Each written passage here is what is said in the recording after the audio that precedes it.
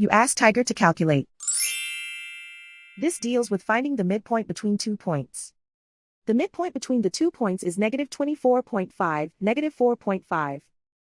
Let's solve it step by step. Plot the 2 points and calculate the midpoint using the formula. The coordinates of point 1 are x1 equals 4, y1 equals -42. The coordinates of point 2 are x2 equals -53, y2 equals 33. PM represents the midpoint of the 2 points.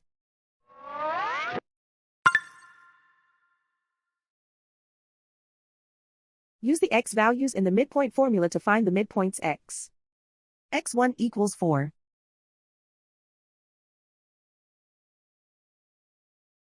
x2 equals -53. Simplify the arithmetic.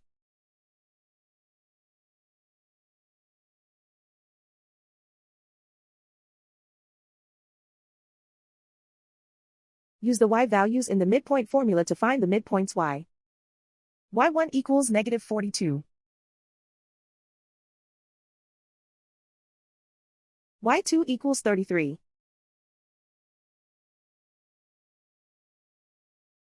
Simplify the arithmetic.